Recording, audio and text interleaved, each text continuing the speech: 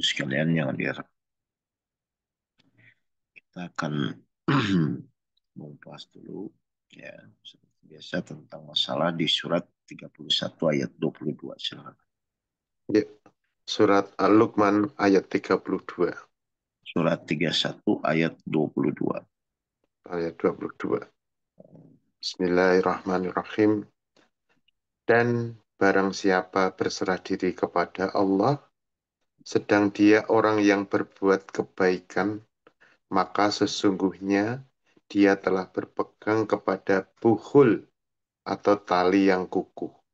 Hanya kepada Allah kesudahan segala urusan. Baik, jadi kita sebenarnya kan sudah tahu ya Pak ya bahwa apapun yang kita inginkan ya itu akan terwujud ketika Allah mengizinkan atau menginginkan. Jadi semua yang kita lakukan, ya, sikap apapun yang dilakukan, itu kan sebenarnya ujian apapun itu kan dalam rangka kita berserah diri kepada Allah ujung-ujungnya kan Pak. Ya, Berarti berserah diri itu adalah menyadari ya bahwa kehendak Allah atau ujian yang diberikan itu adalah memang tujuannya untuk semua manusia mengikuti apa yang Allah inginkan. Dan sekarang kalau Pak Eko coba ya pahami ya, kan hidup ini keinginan Allah ya Pak ya. betul. Kalau memang hidup ini keinginan Allah, berarti logikanya mudah atau sulit Pak? Mudah, Tat. Mudah. Terus kenapa kok jadi sulit selama ini Pak? Ya, karena mereka menginginkan keinginannya yang Nah, jadi sebenarnya kalau rumus dari yang disampaikan di surat 31 ayat 22 kan, barang siapa berserah diri kepada Allah, berarti kan kalau berserah diri kepada Allah kan mengikuti apa yang Allah inginkan ya Pak Eko. betul, ya. Maka dia akan berpegang, ya, berpegang kepada buhul tali yang kokoh. Jadi kasarnya tuh meskipun keinginan kita belum terwujud, bahkan tidak terwujud, tapi karena kita misalnya mengikuti keinginan Allah, kan sebenarnya endingnya jadi selesai kan Pak?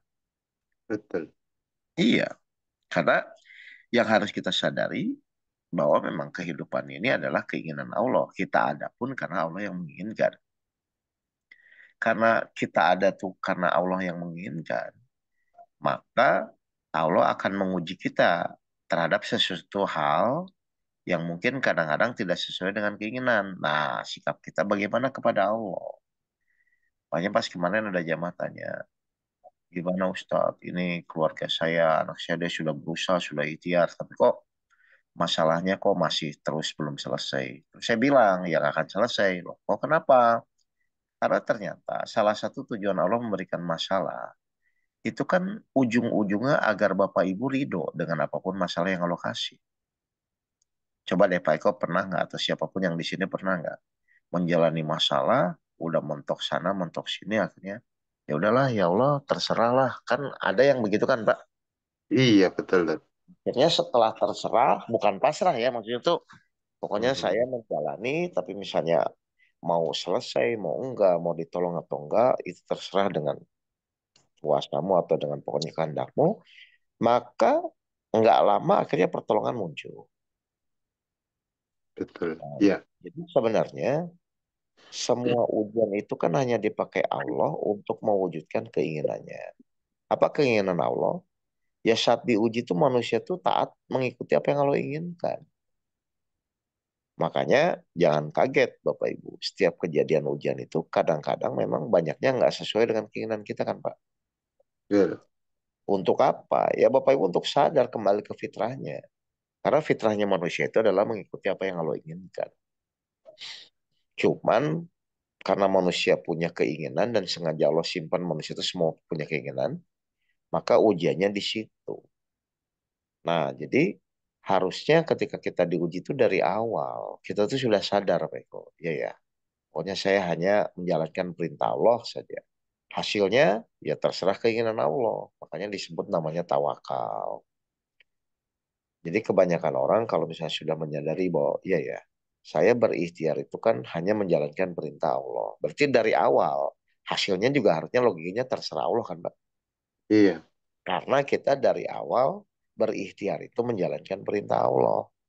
Kalau dari awal berikhtiar itu niatnya menjalankan perintah Allah, maka hasilnya pun harus sesuai keinginan Allah. Kok jadi keinginan kita? Ini kan jadi aneh ini.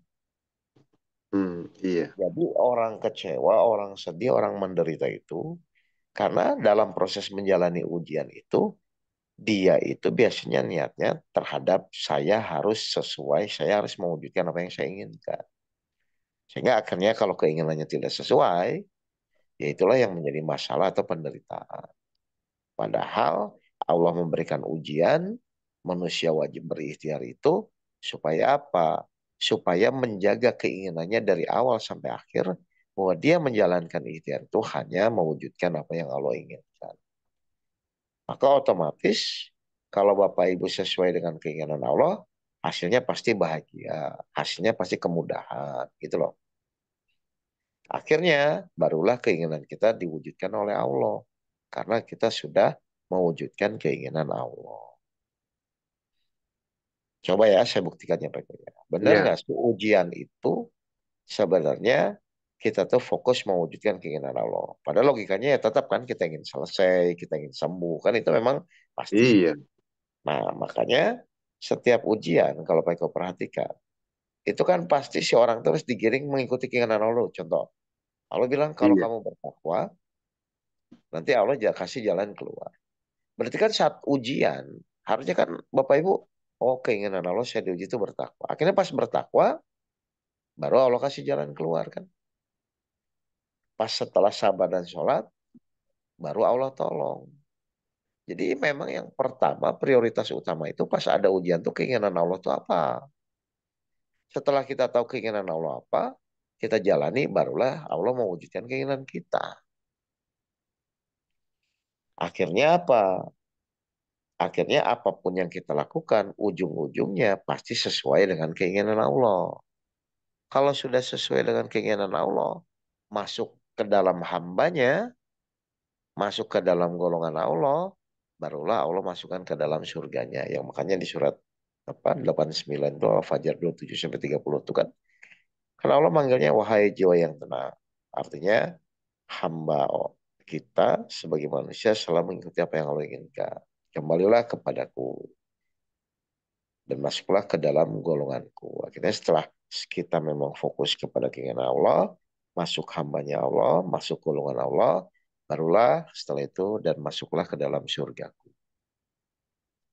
Jadi terbukti memang ternyata masuk surga itu bukan karena ibadah kita, tapi, tapi karena kasih sayang Allah kepada kita. Kenapa Allah sayang kepada kita? Salah satunya adalah di dunia ini kita selalu fokus kepada apa yang Allah inginkan. Jadi nanti kalau Bapak Ibu misalnya menghadapi suatu kejadian atau ujian, terus tidak sesuai keinginannya, Bapak Ibu langsung sadar, oh memang Allah belum menginginkan. Berarti belum ditolong, belum selesai, belum dapat rezeki yang apa-apa. Itu kan keinginan Allah. Dan sebenarnya kan terserah juga Allah mau ngapain kepada kita kan, Peko. Iya. Sehingga apa? Semakin lama Bapak Ibu tanda kutip itu semakin toleransi lah. Toleransi itu ya udahlah kalau keinginan saya belum terwujud, ya memang ini keinginan Allah dan pasti keinginan Allah. Karena dalam menjalani proses hidup kan cuma dua keinginan, keinginan manusia dan keinginan Allah. Jadi sebenarnya semua ujian Pak Eko yang kalau direnungkan, berarti menguji apa Pak? Keinginan kita ya, Tat ya. Iya, dan akan terlihat nanti mana yang kecewa, mana yang ridho, atau yang secepatnya menyesuaikan keinginan Allah, sudah dijalani. Maka rumusnya kalau sudah mewujudkan keinginan Allah, insya Allah Allah pun akan mewujudkan apa yang kita inginkan. Hmm. Karena kan mohon maaf ya, dunia itu buat siapa sih Pak? Dunia ini ya untuk manusia ya, Tat ya. Ya memang Allah ciptakan untuk kita kan. Iya. Tapi ternyata meskipun untuk kita, Allah jadikan sebagai ujian.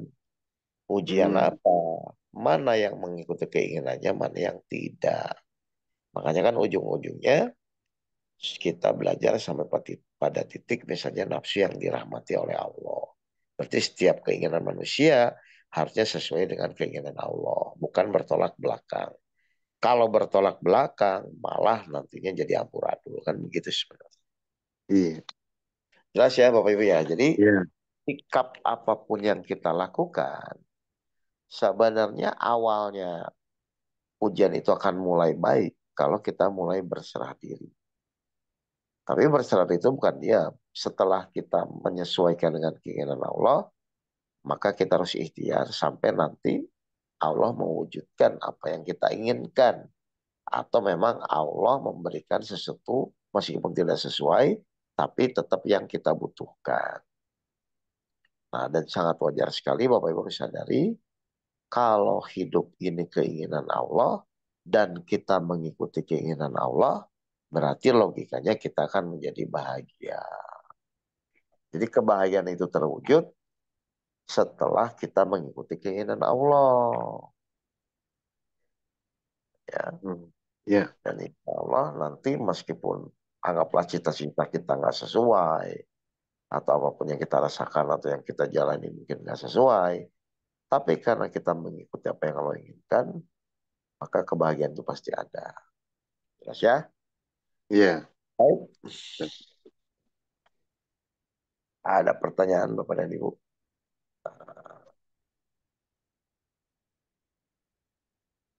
Ya, jadi kalau Bapak Ibu misalnya nanti merasa kok hidup saya berat, misalnya ya, coba aja mulai fokus mengikuti keinginan Allah. Pasti jadi ringan. Hmm. Pasti jadi. Jadi orang yang hidup berat itu kan selalu memikirkan keinginannya kan Pak. Iya. Iya. Iya. Betul. Misalnya saya ingin selesai, saya harus begini terus. Dia sibuk, capek. Padahal dia lupa. Dia di dunia itu karena Allah yang inginkan. Bahkan kadang-kadang kita ngeyel terhadap ketetapan Allah, meskipun kita tidak bisa tolak, tapi tetap aja kita ngotot, berusaha bagaimana tetap mewujudkan yang kita inginkan. Ya makin menderita nantinya, Pak. Hmm. Kenapa? Coba Pak Eko, orang yang ngotot dengan keinginannya akan semakin menderita. Ya, karena keinginannya semakin nggak tercapai. Tat. Iya, kan jadi memang semakin tidak tercapai keinginannya kan semakin menderita ya. Tapi dasarnya Iya. dia lupa. Semakin ngotot dengan keinginannya, di situ peran setan semakin besar. 22 ayat 52 silakan. Iya. Surat 22. Ya, Tat. Ayat 52. Ayat Ayat 52. 52. Ya. Surat Al-Hajj ayat 52. Dan kami tidak mengutus seorang rasul dan tidak pula seorang nabi sebelum engkau Muhammad. Melainkan apabila dia mempunyai suatu keinginan, setan pun memasukkan godaan-godaan ke dalam keinginannya itu. Nah, dia tuh lupa kenapa dia semakin menderita. Karena kan yang memang dipakai untuk menyesatkan manusia, salah satunya kan lewat keinginannya kan, Pak. Keinginan. Ya Iya. kan? Makanya ujian kita kan di situ. Dan Hmm. kalau sudah kita terlanjur memaksakan keinginan, maka langkahnya gimana? Misalnya sudah terus ya karena kita tidak menyadari, gitu kan? Nah, maka di surat An-Nisa surat 4:27 silakan, Pak. Ya. Surat An-Nisa ayat 27. Bismillahirrahmanirrahim. Kalau sudah terus memaksakan, akhirnya kita terlanjur, terus baru sadar di surat apa? Coba? Dan Allah hendak menerima taubatmu. Hmm. Sedang orang-orang yang mengikuti keinginannya menghendaki agar kamu berpaling sejauh-jauhnya dari kebenaran. Kan dari zaman dulu pun kan golongan tuh cuma dua kan, beriman dan kafir kan, Pak. Iya. Kalau yang beriman mengikuti keinginan Allah, kalau yang kafir mengikuti keinginan sendiri. Makanya kalau kita sudah terjebak dengan misalnya situasi memaksakan keinginan, lalu kita ingin kembali ke jalan Allah, ya udah bertobat saja kepada Allah dan insya Allah pasti Allah akan Hmm. kabulkan. Kita akan menerima tobat Hmm. kita. Gitu. Jadi semua Iya. permasalahan itu yang menjadi dilema adalah manusia itu kan Allah beri namanya nafsu atau keinginan. Cuman Allah pun punya keinginan. Makanya ujian apapun itu pasti terkait dengan keinginan kita.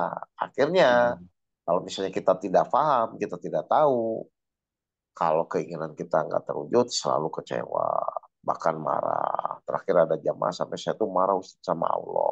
Aku marah sama Hmm. Allah. Kan nggak ada gunanya juga, malah jadi rugi kan. Iya, Nah, Bapak Ibu mau marah sama Allah seperti apapun, ya tetap nggak akan bisa melawan Allah kan. Gitu. iya. Baik, Saya teman-teman tanya, Tat. sekalian. Ya, ya Tanya, Tat. silakan. Tadi karena kita terlalu keinginan dan setan akan masuk lewat keinginan kita. Berarti lebih baik kita nggak punya keinginan atau keinginan kita adalah keinginannya Allah, Tat. Enggak, saya Gimana, balik Tat? dulu. Saya balik dulu. Memang mungkin nggak kita nggak punya keinginan. Enggak lah, Pak. Iya, enggak lah. Kita punya keinginan. Nah, keinginan Allah itu kan namanya ikhlas kan, Pak. Iya, Artinya melakukan segala sesuatu dalam rangka menjalankan perintah Allah atau dalam rangka mewujudkan keinginan Allah. Makanya godaannya adalah kalau kita dari awal, makanya kan Allah udah negaskan, silakan Bapak Ibu berikhtiar, ya. Tapi kan niatnya untuk beribadah kan, Pak. iya, Beribadah itu kan ujung-ujungnya sebenarnya kan kepada Allah lah gitu. Nah bahkan ini keras sekali ya. Misalnya kalau orang itu selalu berpikir tentang dunia terus kan, Pak. Kan kalau namanya orang berpikir tentang dunia kan pasti pakai nafsunya ya Pak, ya? iya, Iya kan? Kalau sudah berpikir ke akhirat, misalnya dengan imannya. Makanya kan kalau Bapak Ibu diuji, supaya cepat selesai, biasanya ujung-ujungnya dengan beriman kan. Coba deh, sampai ini Allah bilang kalau orang selalu yang berpikir dunia, misalnya orang yang cenderung berpikir kepada dunia itu, dan selalu mengikuti keinginannya, tapi ini perumpamaannya, di surat 7, Al-Araf, 176, Pak. Ini terisi sebenarnya. iya. Surat Al-A'raf ayat 176. Dan sekiranya kami menghendaki, niscaya kami tinggikan derajatnya dengan ayat-ayat itu. Oke, perhatikan dulu ya. Ya, Al-Quran itu adalah membuat orang menjadi mulia. Al-Quran itu membuat orang menjadi sadar terhadap hidupnya. Jadi memang pemahaman ini kita terus akan kupas terus Pak sampai orang benar. Terus, tetapi dia cenderung kepada dunia nah dan berarti kan mengikuti lawan keinginannya. apa itu? Iya, Berarti dasarnya manusia itu keinginannya dunia atau akhirat dasarnya. dasarnya dunia. Pasti itu yang membuat kita jadi kecewa, jadi marah tuh kan gitu. Karena memang kalau sudah pemikiran cenderungnya dunia, itu kan pasti untung rugi Pak. Betul. Nggak mungkin kalau berpikir dunia ada ikhlas tuh nggak mungkin. Pasti Oh, untung rugi. Tetapi dia cenderung kepada dunia. Padahal Allah dengan Al-Quran ini kan meninggikan derajatnya kan begitu kan Pak. ya, Nah lanjut coba Pak. Ini kan gak enak saya ngomong. Terus ya. Maka perumpamaannya seperti anjing. Jika bukan kamu menghalonya, dari tetapi dijuluk. dia cenderung Oh ya, kepada dunia. ya. Tetapi dia cenderung kepada dunia dan mengikuti keinginannya yang rendah. Nah di sini makanya kalau Bapak Ibu berikhtiar tujuannya dunia ya, ya jadi benar-benar dihinakan itu loh Pak. Hmm, Nah terus lanjut keinginan yang rendah. Terus ya, maka perumpamaannya seperti anjing. Jika kamu menghalonya, dijulurkan lidahnya. Dan jika kamu membiarkannya, ia menjulurkan lidahnya juga. jadi ngejar Demikian. dunia itu udah Ya, begitu. Kita bisa. Terus demikianlah perumpamaan orang-orang yang mendustakan ayat-ayat kami. Maka ceritakanlah kisah-kisah itu kepada mereka berpikir, agar mereka berpikir. berarti apa? Kecelakaan yang akan terjadi, ya, kita tersesat semua itu karena memang keinginan kita selalu berpikir tentang dunia. Kalau sudah berpikir tentang dunia, pasti pikirannya adalah untung dan rugi kan, Pak Eko? Iya. Dan- ya kan? Nggak ada itu ikhlas-ikhlasan atau sabar-sabaran, yang ada untung rugi, harga diri, nama baik, semua akan muncul di situ. Tuh. Iya. Makanya alhamdulillah ya, kita dibimbing Allah, diberikan nikmat Islam, diberikan Al-Quran sebagai pedoman, sehingga kita di dunia itu semakin memahami, ujung-ujungnya mudah-mudahan kita tidak terjebak dengan permainan di dunia. Jadi kalau ada pertanyaan kenapa kita sulit yakin sama Allah, ya karena kita memang lebih mencintai kehidupan dunia ketimbang kehidupan Hmm. akhirat. Dasarnya apa? Nah itu dasarnya kalau keinginannya tidak terwujud, kecewa. Ya kan, kalau kita seakan-akan misalnya berbuat sesuatu kalau tidak untung kepada kita, kita juga kecewa. Karena itu Iya. berpikir dunia. Karena dunia itu pasti untung dan rugi kan, Mbak. Iya. Nah itu yang terjadi. Makanya sampai di 57 ayat 20 itu, bahwa dunia ini adalah kesenangan yang palsu. Palsu bagi siapa? Yang bagi yang mengejarnya. Tapi menjadi berkah bagi siapa? Yang menjadikan sarana dunia ini sebagai menuju ketaatan kepada Allah. Baik, Bapak Ibu sekalian. Silakan. Kalau ada pertanyaan satu atau dua jamaah mungkin. Kalau tidak itu dulu. Jadi intinya ya Bapak Ibu hidup di dunia itu harus sadar dulu bahwa kita hidup itu adalah keinginan Allah. Logikanya kalau hidup di dunia keinginan Allah, ya harusnya mudah dan bahagia kan Pak, karena keinginan Allah.